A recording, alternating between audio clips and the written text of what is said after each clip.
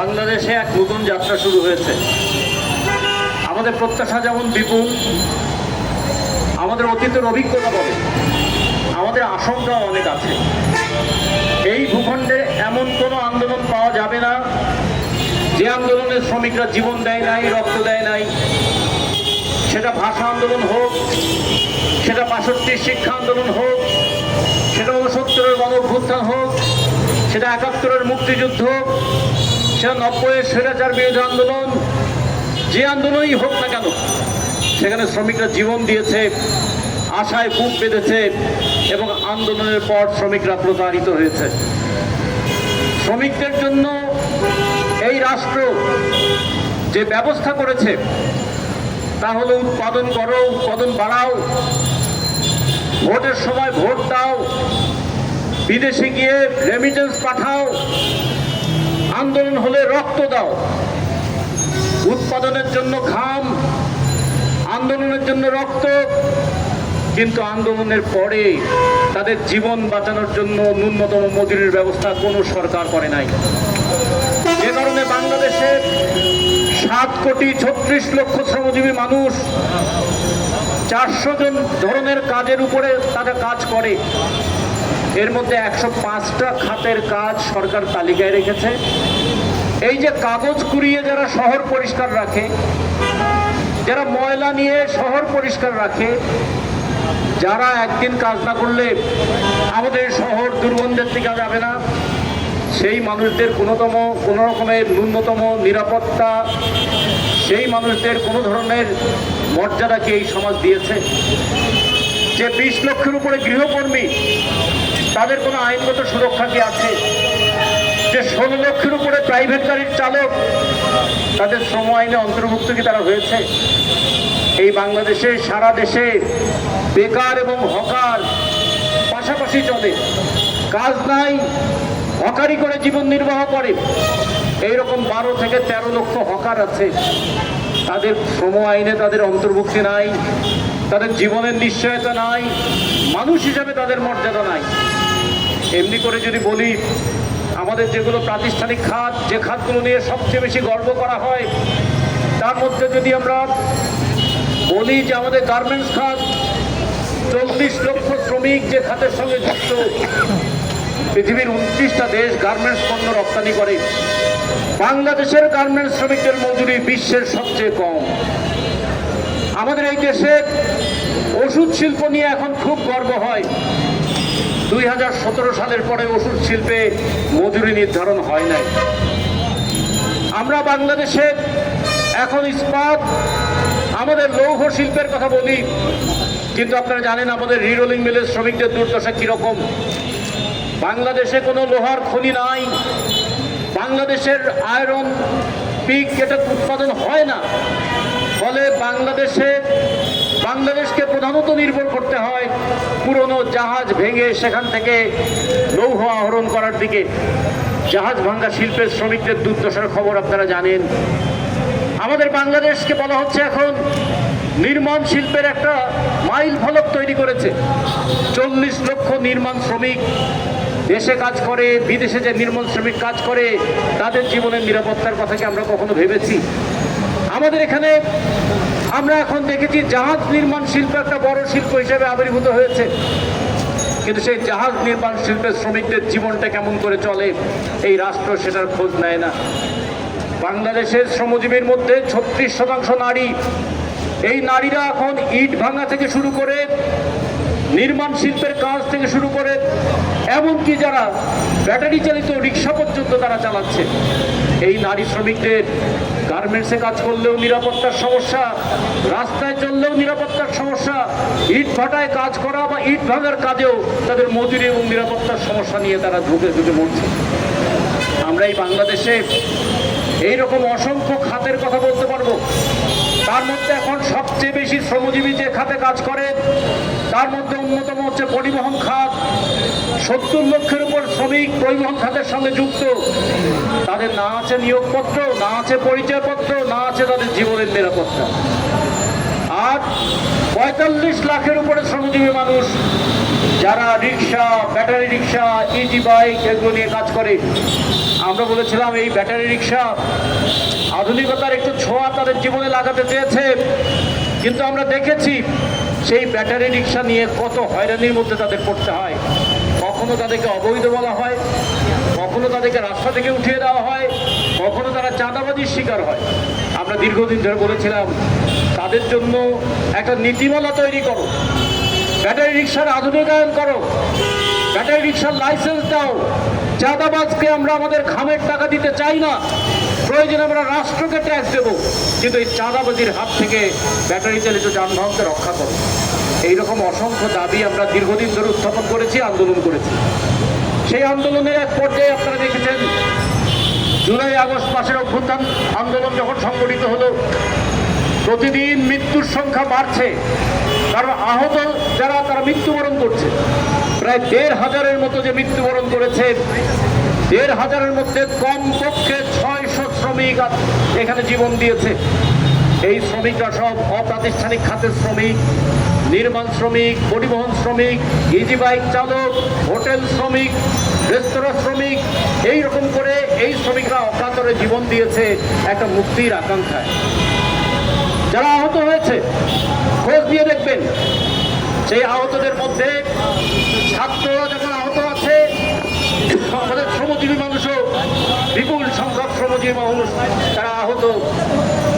ছাত্ররা তাদের চোখ হারিয়েছে, পা হারিয়েছে, যেমন আমাদের শ্রমজীবী মানুষের চোখ হারিয়েছে, পা হারিয়েছে।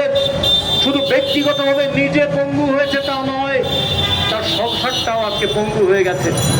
সে কারণে বলতে চাই, এই যে প্রায় ১,৫০০ মৃত্যুবরণ করলো, তাদের সঠিক তালিকা যেমন চাই, ২০,০০০-এর মতো যে আহত হলো তাদের একটা তালিকা যেমন প্রণয়ন করতে চাই, ঠিক তেমনি এই শ্রমজীবী মানুষদের মধ্যে যারা নিহত হয়েছে, আহত হয়েছে, তাদের একদিকে ক্ষতিপূরণ, তাদের চিকিৎসা এবং পুনর্বাসনের দায়িত্ব আমাদের নিতে হবে। আমরা বেশিরভাগ মুক্ত হয়েছি বলে আমরা বলছি একটা মুক্ত পরিবেশ পেয়েছি। এই মুক্ত পরিবেশ তৈরি করবার জন্য যে মানুষ জীবন দিল, তাদের প্রতি কি আমাদের কোনো দায় থাকবে না? তাদের প্রতি কি আমাদের কোনো কর্তব্য থাকবে না? আমরা উপদেষ্টাদের কাছে সেই কথাটাই বলতে চাই, যাদের রক্তে তৈরি করা সিঁড়ি বেয়ে আপনারা আজকে ক্ষমতায়, সেই রক্তের সিঁড়ি বেয়ে ক্ষমতায় গিয়ে রক্তদানকারী মানুষদের কথা আপনারা ভুলে যাবেন না। যে মানুষ পঙ্গু হয়ে আপনাদেরকে ক্ষমতায় পাঠিয়েছে, সেই মানুষ পঙ্গুত্বের বেদনা নিয়ে চলবে, আর আপনারা তাদের কথা ভুলে যাবেন। এর চেয়ে বড় বিশ্বাসঘাতকতা আর হতে পারে না।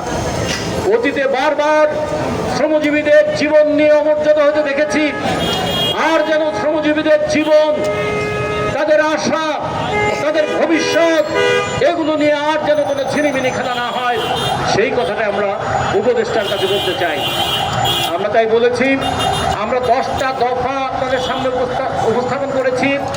এই 10 দফা আমরা শ্রম উপদেষ্টার কাছে আমরা পেশ করব। তার মধ্যে আমরা যেমন বলেছি যে আমরা একটা তালিকা চাই, কত মানুষ জীবন দিল এই সংগ্রামে, তাদের একটা তালিকা চাই।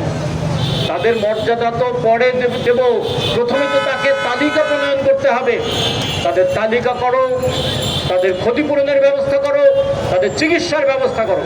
এই দাবি যেমন আমরা করেছি, পাশাপাশি বলেছি বাংলাদেশের জিনিসের দাম বাড়ে প্রতি সপ্তাহে, আর শ্রমিকের মজুরি বাড়ে 5 বছর পর পর। আমরা বলেছিলাম দ্রব্যমূল্য কমাও, সিন্ডিকেটবাজি বন্ধ করো, এবং শ্রমিকদের ন্যায্য মজুরি পাওয়ার জন্য ওই যে বিধান আছে যে 5 বছর পরে মজুরি বোর্ড পুনর্গঠন হবে, এই বিধান পরিবর্তন করে বাজার দরের সঙ্গে সঙ্গতি রেখে মজুরি নির্ধারণের জন্য প্রতি বছর মজুরি নির্ধারণের ব্যবস্থা করো। আমরা দেখেছিলাম দ্রব্য মূল্য বাড়ে 12% হারে, আর শ্রমিকের মজুরি বাড়ানো হয় 5% হারে, ফলে শ্রমিক প্রতি বছর তার মজুরি হারায়। এই যে জিনিসের দাম এবং তার শ্রমের দাম, এই দুটোর মধ্যে যে ফারাক, এই ফারাক দূর করবার জন্য আমরা একদিকে মজুরি বোর্ড, আর একদিকে রেশন। মজুরি বোর্ডটাকে নিয়মিত করতে চাই, আর রেশন দরে তার খাদ্য সামগ্রী সরবরাহের কথা আমরা বলেছি। আমরা এটাও বলতে চাই যে বাংলাদেশের 44টা খাত যেগুলোকে চিহ্নিত করা হয়েছে, সেই খাতের জন্য মজুরি বোর্ড তৈরি করার বিধান আছে। ওষুধ শিল্পে যে এবার সাম্প্রতিক সময় অসন্তোষ তৈরি হলো, তার অন্যতম প্রধান কারণ 2017 সাল থেকে ওষুধ খাতে মজুরির আর কোনো পুনর্নির্ধারণ হয় নাই। ফলে শ্রমিকরা যখন মজুরির দাবিতে রাস্তায় নামে, শ্রমিকরা যখন আন্দোলন করে, সেই আন্দোলনকে নিষ্ঠুরভাবে দমন করবেন না, তাদের বুকের ব্যথাটা বুঝবার চেষ্টা করবেন, তাদের জীবন যন্ত্রণাটা বুঝবার চেষ্টা করবেন। সারাদিন হাড় ভাঙা পরিশ্রম করে দিন শেষে তার ঘরে ঘুমানো অথবা এক পেট খাওয়ার ব্যবস্থা করা, সন্তানের লেখাপড়া করা, বৃদ্ধ বাবা মার চিকিৎসার ব্যবস্থা করা, এইটা নিয়ে যে শ্রমিক দুর্দশায় থাকে, তার দুর্ভোগের কথাটা চিন্তা না করে তার উপর দমন চালাবার ব্যবস্থা করবেন না। আমরা তাই বলেছি মজুরি বোর্ড, রেশন, মজুরি পুনর্নির্ধারণ, এই দাবিগুলো আপনারা বাস্তবায়ন করুন। বাংলাদেশের ব্যাংক ফাঁকা করে দিয়েছিল 15 বছরে। এই ফাঁকা করে দেওয়া ব্যাংক দেশের টাকা বিদেশে পাচার করেছে আওয়ামী লীগ। সেই পাচারকৃত টাকা ফিরিয়ে আনবার জন্য আমরা দাবি জানাই।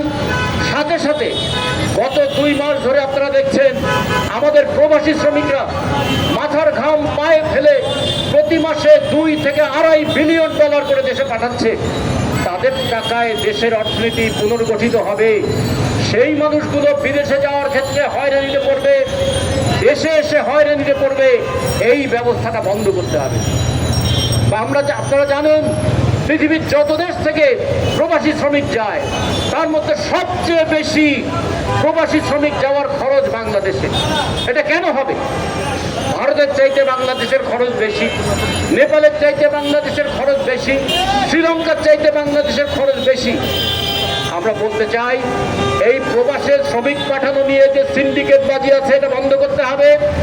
শ্রমিকদের প্রবাসে পাঠানোর খরচ এটা কমাতে হবে এবং প্রবাসী শ্রমিকদের নিরাপত্তার নিশ্চয়তা দিতে হবে। বাংলাদেশের 36% নারী শ্রমিক সমস্ত সেক্টরে কাজ করে।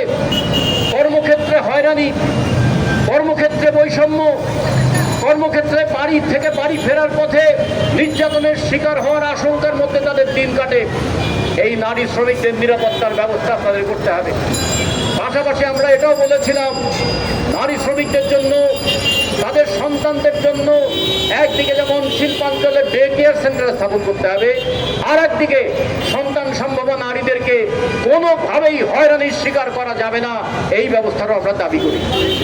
আর পাশাপাশি আমরা এটাও বলতে চাই বাংলাদেশের শ্রমজীবী মানুষ নিজেরা বাঁচে, দেশটাকে বাঁচায়।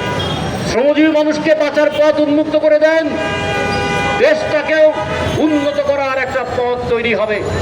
ফলে দেশকে উন্নত করার কথা আমরা বলি, শ্রমজীবী মানুষকে পায়ের নিচে দাবিয়ে রেখে বাংলাদেশের উন্নতি কখনোই সাস্টেইনেবল হবে না, কখনোই এটা ধারাবাহিক হবে না, কখনোই এই উন্নয়ন টেকসই হবে না।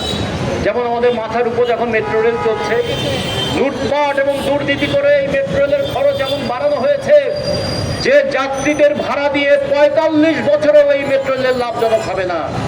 এই ধরনের দুর্নীতি করে দেশের সম্পদ যারা ধ্বংস করে, তাদের যেমন আমরা আইনের আওতায় আনতে চাই, আবার মাথার ঘাম পায়ে ফেলে যারা সম্পদ সৃষ্টি করে তাদের জন্য একটা মর্যাদাপূর্ণ ব্যবস্থা আমরা নিশ্চিত করতে চাই। অপরাধীদের শাস্তি চাই আর শ্রমিকদের জীবনের স্বস্তি চাই, এই দাবিটা আমরা উত্থাপন করতে চাই। ফলে আমরা আজকে আমাদের 10 দফা দাবির মধ্যে আমরা শ্রম উপদেষ্টাকে বলবো যে আইনের মধ্যে অগণতান্ত্রিক ধারা যেগুলো আছে সেগুলোকে বাতিল করুন, আইন করে শ্রমিকদেরকে হয়রানি করার যে সমস্ত ব্যবস্থা আছে সেগুলো বাতিল করুন, শ্রম আইনকে গণতান্ত্রিক করুন, কর্মক্ষেত্রে নিহত এবং আহত হলে তাদের ক্ষতিপূরণের জন্য একটা গণতান্ত্রিক ব্যবস্থা চালু করুন। কর্মক্ষেত্রে কেউ মৃত্যুবরণ করলে ক্ষতিপূরণ 2 লাখ টাকা, চিরস্থায়ী পঙ্গু হয়ে গেলে ক্ষতিপূরণ 2.5 লাখ টাকা। আমরা আইএলওর বিধান অনুযায়ী কর্মস্থলে নিহত হলে সেই শ্রমিকের আজীবন আয়ের সমান ক্ষতিপূরণের কথা বলেছি। পাশাপাশি এটা বলেছি প্রতি বছর 22 লক্ষ শ্রমজীবী বাংলাদেশের শ্রমের বাজারে আসে, সরকার মাত্র 75,000-এর চাকরির ব্যবস্থা করতে পারে। 10 থেকে 12 লক্ষ যুবক তরুণ দেশের বাইরে চলে যায় তাদের শ্রমশক্তি বিক্রি করবার জন্য। বাকিরা এখানে যে অপ্রাতিষ্ঠানিক খাতে যুক্ত হয়, সেই অপ্রাতিষ্ঠানিক খাতের শ্রমিকদের না আছে মাসিক মজুরি, না আছে চাকরির নিশ্চয়তা, না আছে জীবনের নিরাপত্তা। ফলে এই অপ্রাতিষ্ঠানিক খাতের শ্রমিকদের জন্য আমরা পেনশনের কথা বলেছি, তাদের রেজিস্ট্রেশনের কথা বলেছি, তাদের ট্রেড ইউনিয়নের অধিকারের কথা আমরা বলেছি। ফলে বাংলাদেশে সকল খাতের শ্রমজীবী মানুষকে তাদের জীবনমান উন্নত করে বাংলাদেশের অর্থনীতিকে উন্নত করবেন, এই পথে আপনারা হাঁটবেন, সেটা আমরা প্রত্যাশা করি। তা না হলে উন্নয়নের কথা বলবেন, জিডিপি বৃদ্ধির কথা বলবেন, আপনারা কোথায় কোথায় রপ্তানি আয় বৃদ্ধির কথা বলবেন, কিন্তু তার প্রধান যে শক্তি আমাদের উৎপাদক শ্রমজীবী মানুষ, তাদের জীবনকে অন্ধকারে রেখে জিডিপি বাড়িয়ে দেশের উন্নতি হবে না। এই কথাটা আমরা বারবার বলতে চাই। আমাদের 10 দফার মধ্যে বলেছি, আমরা এই 10 দফার মধ্য দিয়ে আপনাদের কাছে প্রাথমিকভাবে এই দাবিটা উত্থাপন করলাম।